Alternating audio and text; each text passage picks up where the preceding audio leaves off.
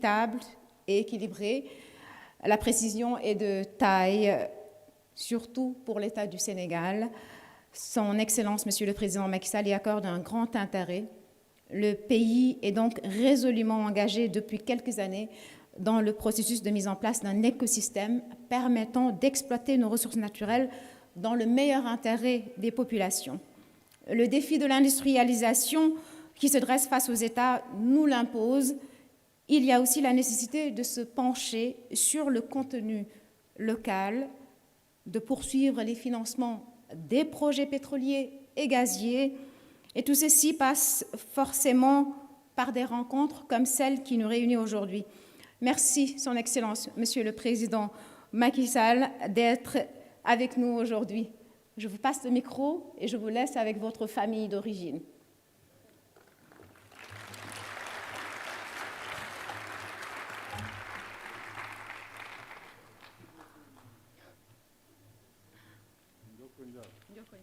On se fait un check? Voilà. Je lui ai parlé en sérère, Ndiokondjal.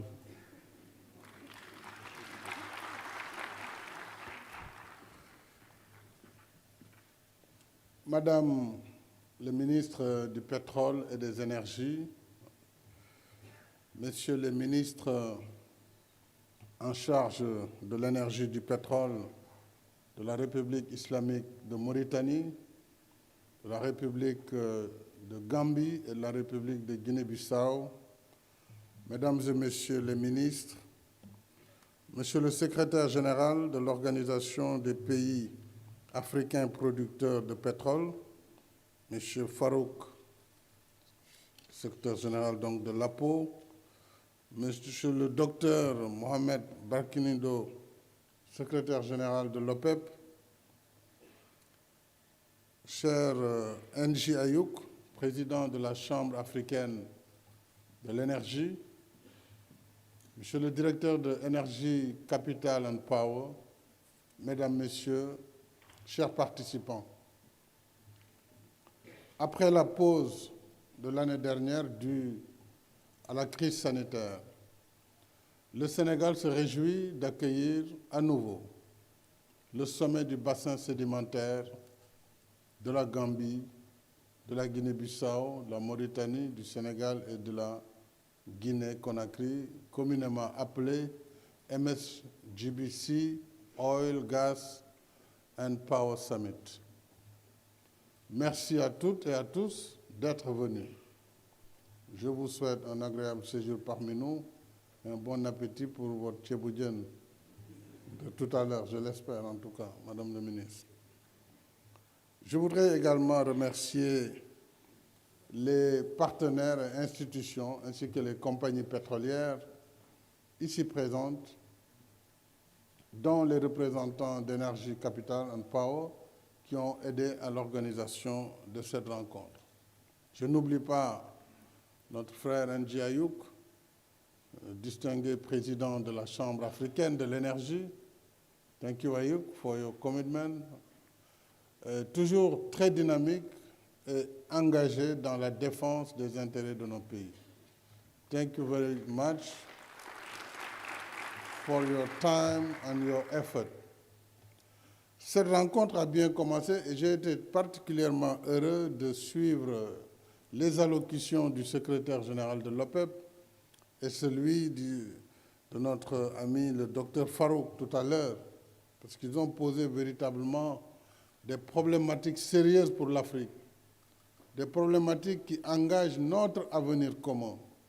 Et si on y prend garde, aux côtés des injustices que l'Afrique vit depuis la nuit des temps, vont s'ajouter cette injustice climatique, ce nouveau discours sur la lutte contre les énergies fossiles, qui va totalement anéantir nos efforts de développement. Alors, c'est un combat que nous devons mener et que nous devons gagner. Nous ne sommes pas contre la transition énergétique, nous ne sommes pas contre la réduction des gaz à effet de serre. Nous polluons presque pas, vu notre niveau de développement. Et nous sommes parmi les meilleurs en matière de promotion des énergies renouvelables. J'y reviendrai tout à l'heure dans mon allocution. Cette rencontre est aussi pour nous une façon de rester résilient.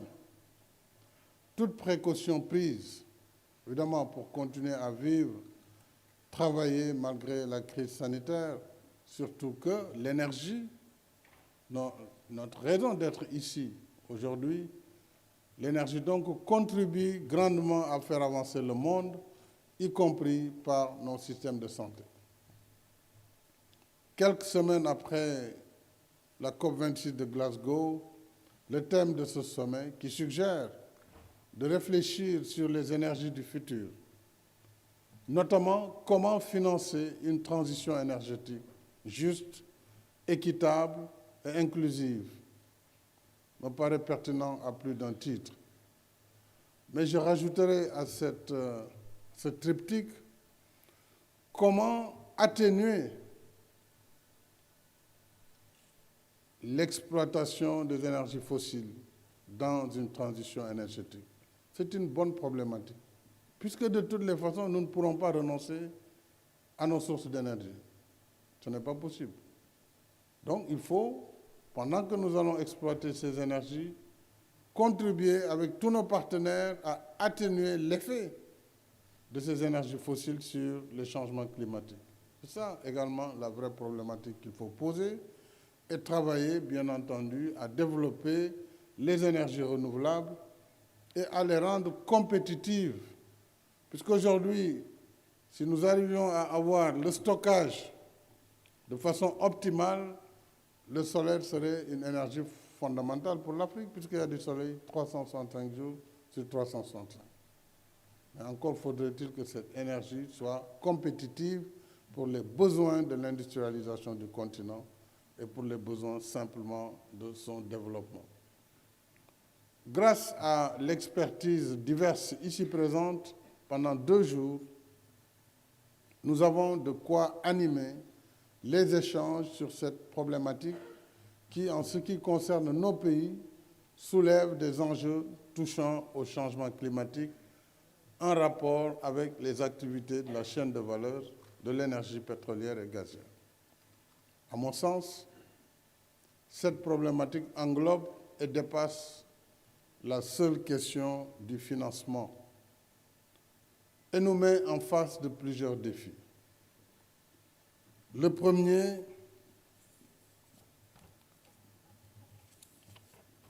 ce premier défi, donc, disais-je, est lié aux conditions et modalités d'exploration et d'exploitation de nos ressources. De l'exploration au premier baril de pétrole ou premier mètre cube de gaz, les efforts d'investissement et de recherche sont énormes, coûteux et complexes, avec des risques tout aussi importants. De ne rien trouver, des compagnies pétrolières se sont plusieurs fois fourvoyées parce que, après des campagnes de sismiques, après des interprétations, et même des forages se sont retrouvés avec des forages secs. Mais ça fait partie des risques du métier dans cette filière.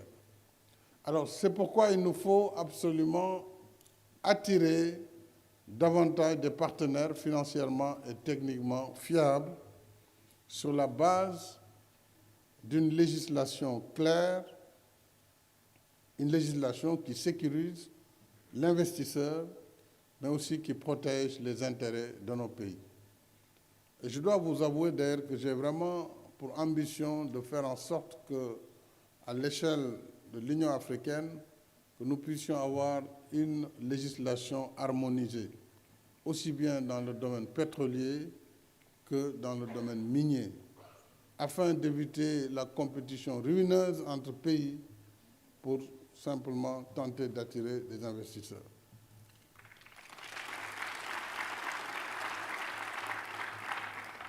Il nous faut donc ce qu'on appelle un fair deal,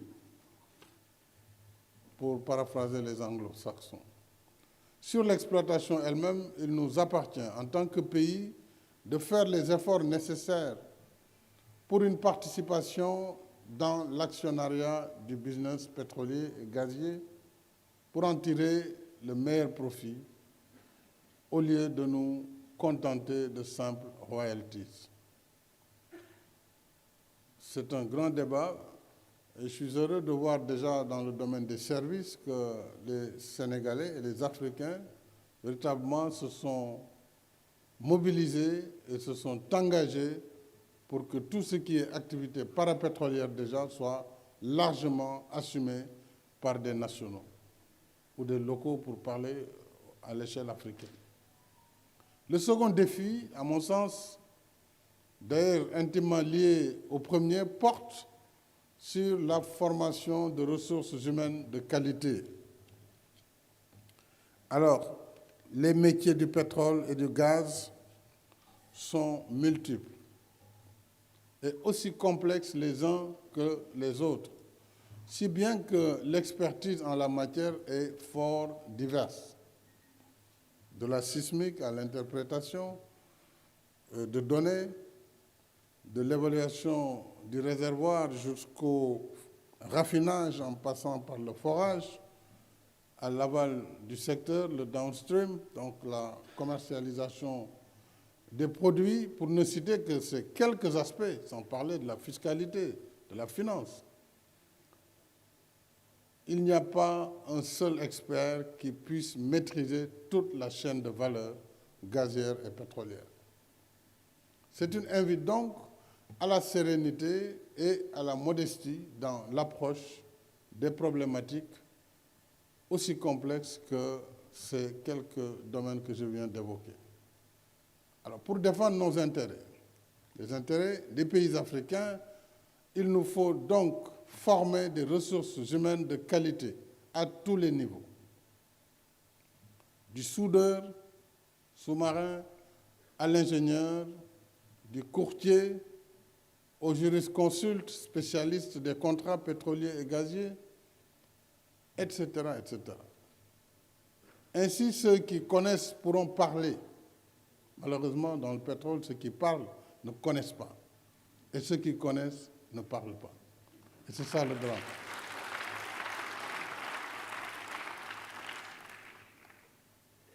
Ils pourront donc, ceux-là qui connaissent, parler et agir chacun dans son domaine de compétence.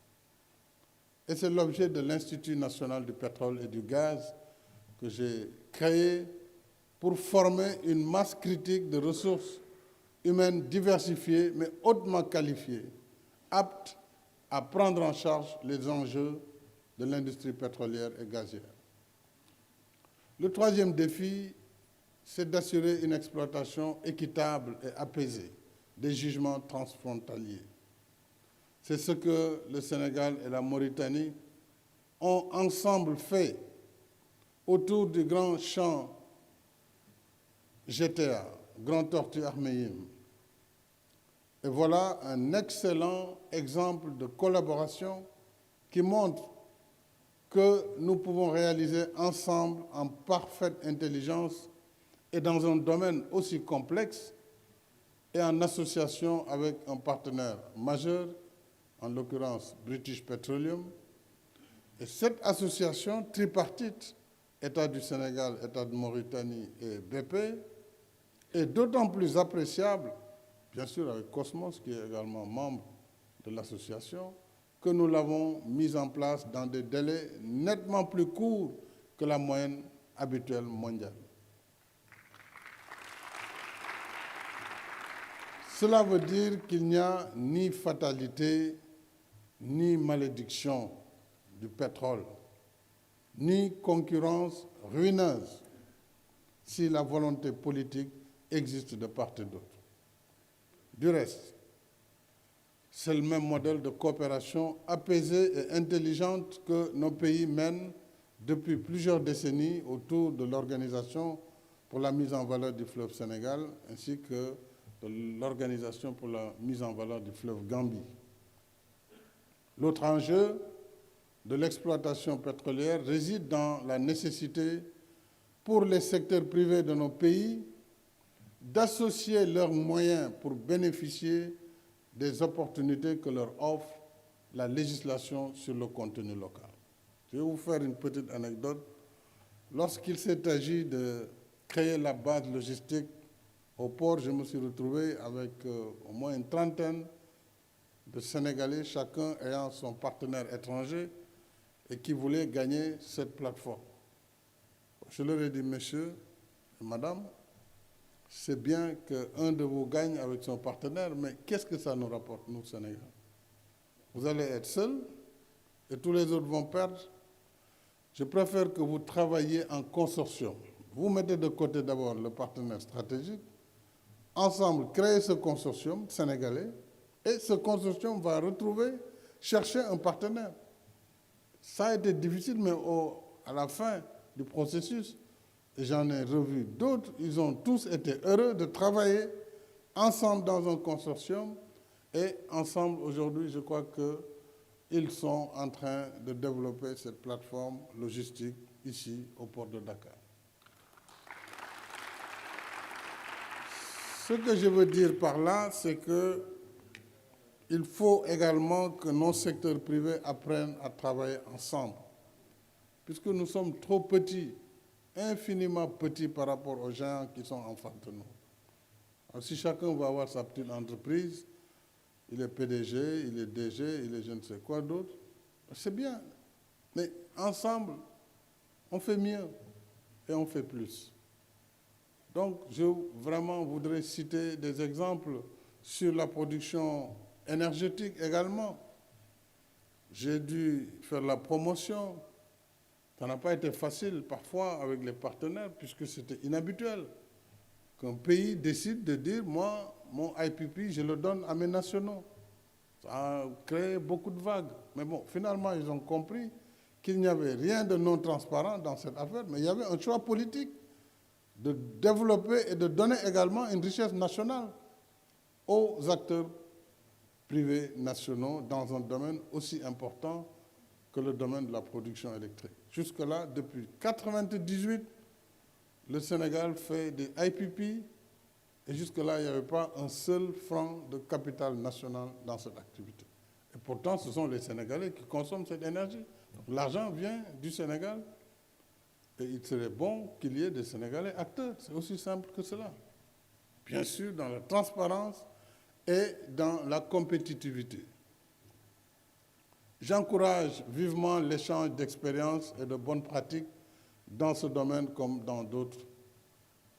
Apprendre les uns des autres est l'un des objectifs majeurs de ce rendez-vous.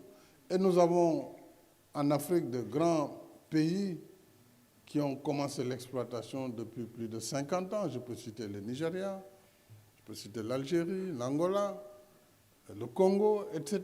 Nous devons pouvoir, nous qui sommes maintenant sur la rampe pour démarrer une exploitation, également aller apprendre chez nos voisins, chez nos frères et sœurs, la pratique, connaître les erreurs qui ont été commises pour ne pas commettre les mêmes erreurs, bénéficier de leur expérience et également adapter notre expérience sur la connaissance de tout cela.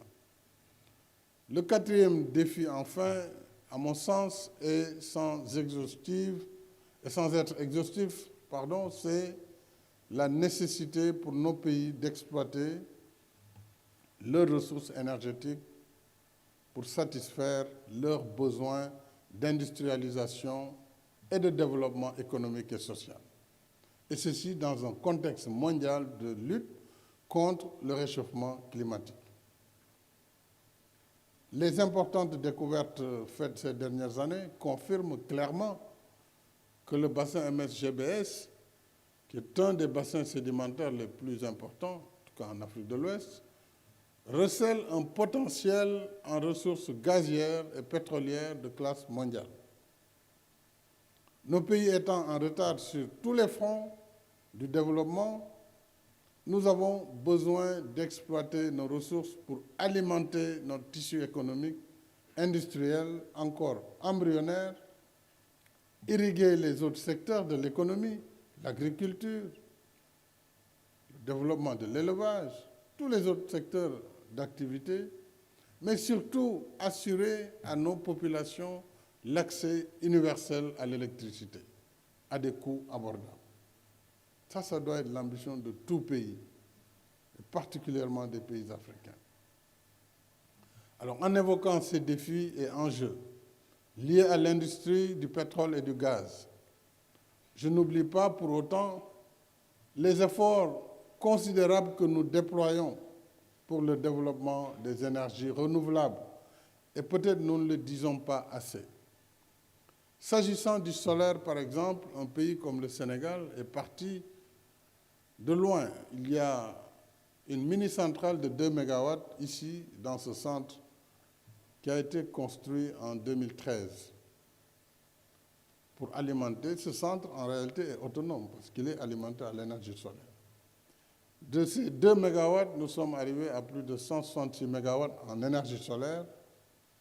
Aujourd'hui, effectivement installés et injectés dans le réseau, auquel il faut rajouter 158 MW d'éoliennes à Taïba Ndiaye, l'énergie hydroélectrique de Manantali, de Felou, et bientôt Gouina, le barrage en construction de Sambangalou sur le fleuve Gambie au Sénégal. Tout cela montre, au moment où nous parlons, je ne dis même pas après le développement de ces barrages, nous sommes au Sénégal à 31-32% d'énergie renouvelable sur notre productif. Et qui fait mieux parmi tous les pays qui nous demandent de renoncer à l'énergie fossile?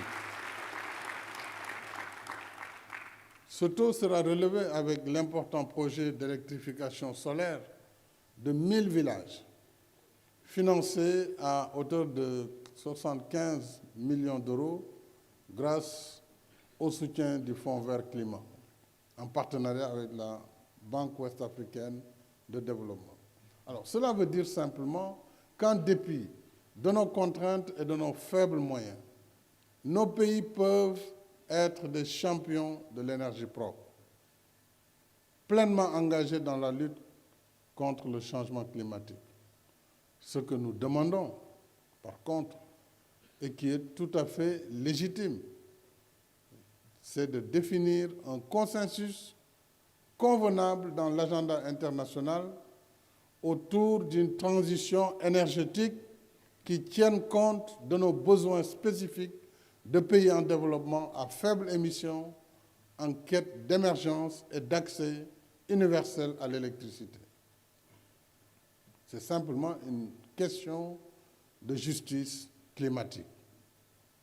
Cette transition doit être définie pour que nos énergies fossiles soient exploitées de la meilleure des façons qui puissent être, que nous nous engagions aussi au même moment à développer les énergies renouvelables, que nous plantions davantage d'arbres. Nous avons déjà la Grande Muraille verte dans cette partie de l'Afrique. Et je serais heureux d'ailleurs de proposer une seconde muraille verte vers l'Afrique australe, au sud du Kalahari, elle va être moins longue que le Dakar-Djibouti, et qui pourrait partir de la Namibie jusque de l'autre côté au Mozambique. Nous avons beaucoup de choses à faire en matière de climat, mais nous ne pourrons pas accepter qu'on dise que l'Afrique ne peut pas et doit cesser d'exploiter ces énergies fossiles. Et j'espère que cette question et sur bien d'autres, vos travaux contribueront à nourrir nos réflexions, nous enrichir mutuellement et surtout éclairer nos décisions.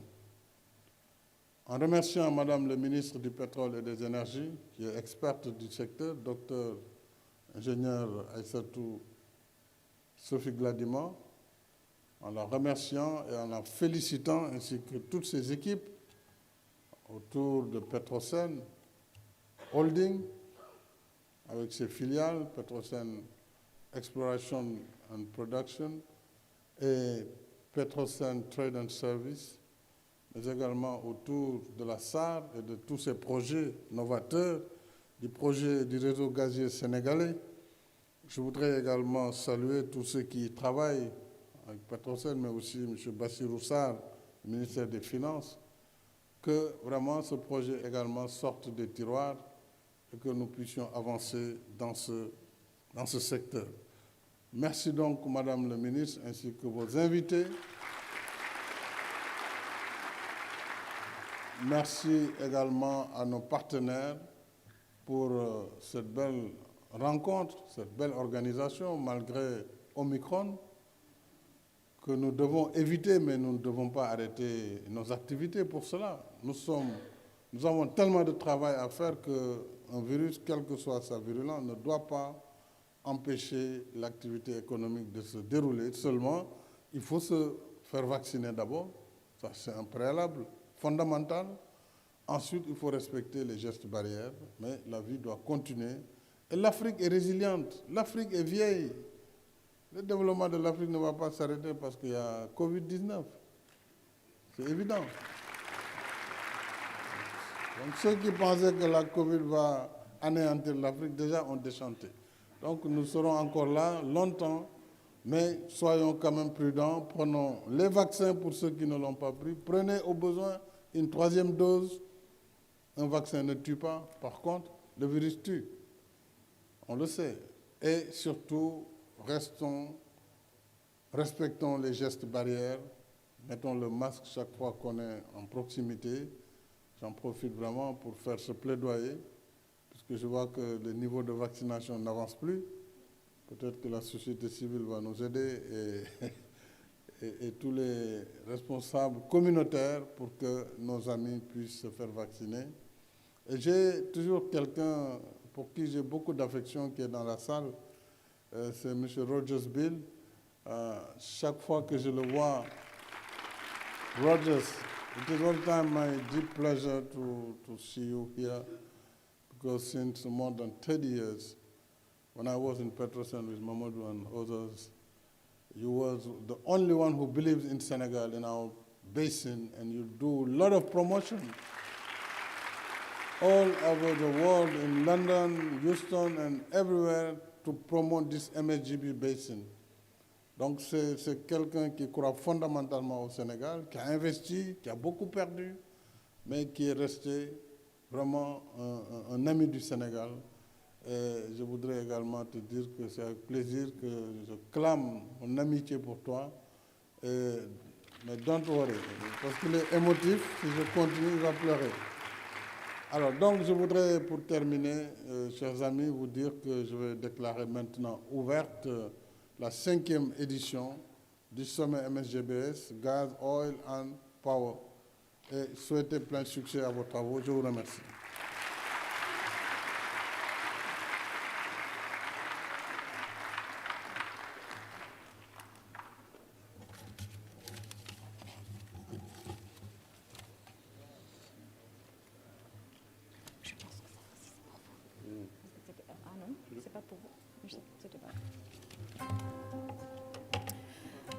Merci beaucoup, Excellence, Monsieur le Président de la République, Macky Sall. Juste avant de partir, Excellence, je vous invite à faire une photo de famille avec le Présidium, s'il vous plaît. Et puis, vous l'avez dit, on inaugure une nouvelle ère avec de nouveaux défis, de nouveaux enjeux, mais ni fatalité.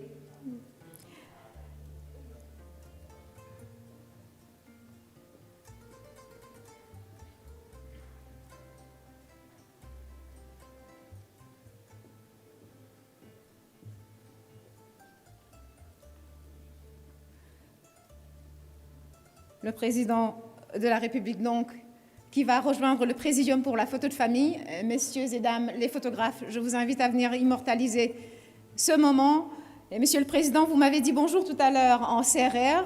Alors, il y a une troupe qui est venue spécialement de Joal pour vous accompagner en musique CRR. Inuyo.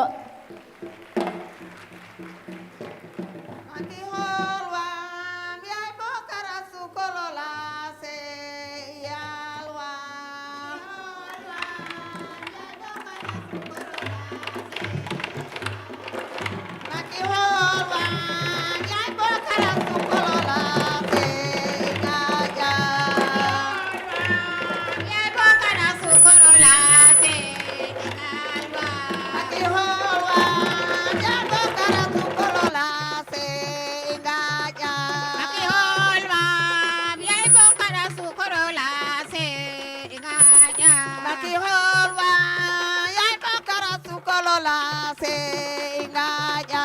Makiolwa yai bokara su korola se ingaya. Makiholwa ya bokara su kolola se ingaya. Makiolwa yai bokara su korola se ingaya. Makiholwa ya bokara su kolola se ingaya. Makiolwa yai bokara su korola se ingaya. Makiholwa ya bokara su kolola se ingaya. Makiolwa yai bokara su korola se ingaya. Makiholwa ya bokara su kolola se ingaya. Makiolwa yai bokara su korola se ingaya. Asusima ya boka salne magwe soke joka njal jomboy ko he. Asusima ya boka salne magwe soke joka Jokanjal jombe ko Asusima ya boka salne magwe soke joka njal jombe ko he.